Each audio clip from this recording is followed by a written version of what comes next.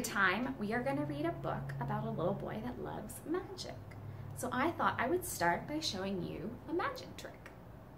So what I have here is a paper towel roll that I have decorated with just some red paper and some star stickers. I put the red paper on the inside there as well. But right now it's just an empty roll, nothing inside. But maybe if we say the magic words and do the magic hand movements, we can see if it really is empty. Let's give it a shot. So, abracadabra, alakazam, kaboom! Well, that's weird. What?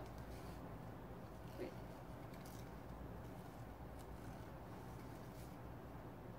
It wasn't empty at all. Where did those come from? Well, the secret is actually that even though it looks empty, on the inside there is a little gap. And in this gap you can hide scarves or ribbons or whatever you want, but the audience won't see it. Well, that was my quick little trick. Let's see what we have for our story today. Today's story is called The Great Harry Hoppendower, written by Justin Roberts and illustrated by Deborah Hawking.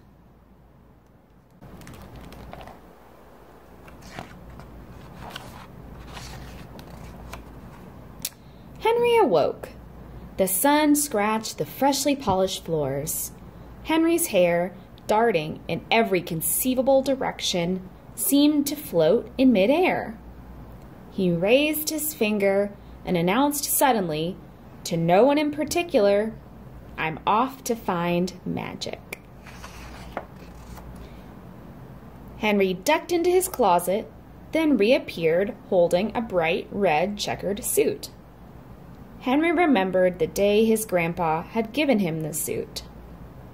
Henry, to be a magician, you have to notice that magic is everywhere.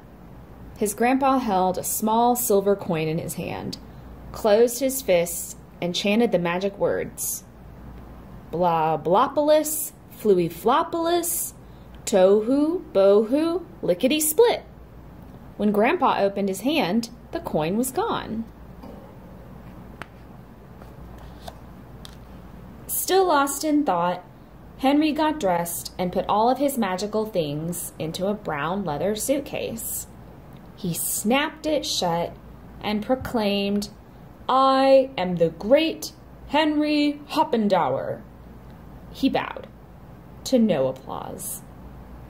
Henry walked confidently through the kitchen. "Mom, I'm off to find magic." Henry had loved magic for as long as he could remember. Whenever he would visit his grandpa's house, Henry felt magic all around him. The creak of the floors that would sing with Henry's every step, and the wobbly cuckoo clock with the small wooden bird that would appear and then vanish. And, of course, Grandpa's famous Leaning Tower of Pancakes, which tipped but never toppled. Magic, Henry thought. But most magical of all was Grandpa himself. "My magician, where have you been? I thought you had disappeared." One time, Henry asked, "Grandpa, what is magic?" "Magic? Why, it's something from nothing. And it's all around us," his grandpa said, pointing to their reflections in the mirror. Grandpa splashed some magic-scented water on his stubbly cheeks. "And, Henry, when we notice there is magic, truly impossible things can happen." Grandpa reached behind Henry's ear and pulled out a bright, shiny coin. Alone in his yard, Henry carefully opened the suitcase and assembled his audience. Henry smiled. He felt like a magician. "I'm the great Henry Hoppendower. I'm here to do truly impossible things." Henry took off his hat and showed the audience that it was empty.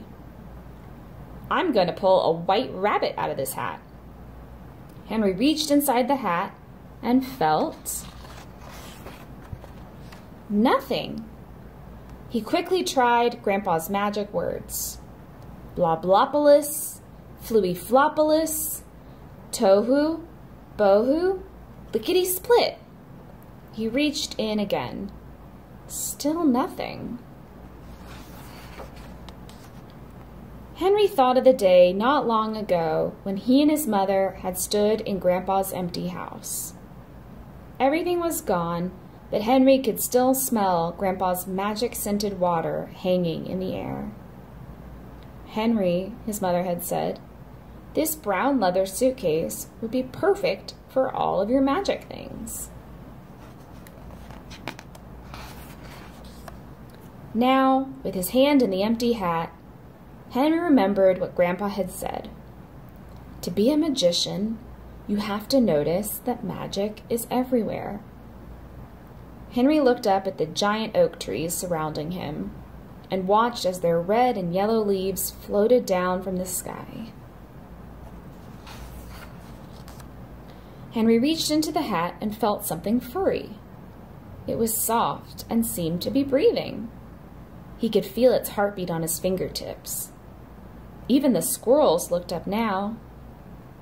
Right as Henry was about to pull out what surely was a beautiful, gleaming white rabbit, he paused. We all know there is a rabbit inside this hat. I don't need to show it to you. I know it's there. So for the trick, I'm going to make it disappear. Henry turned the hat upside down and nothing came out. He showed the empty hat to his audience, and this time he heard applause.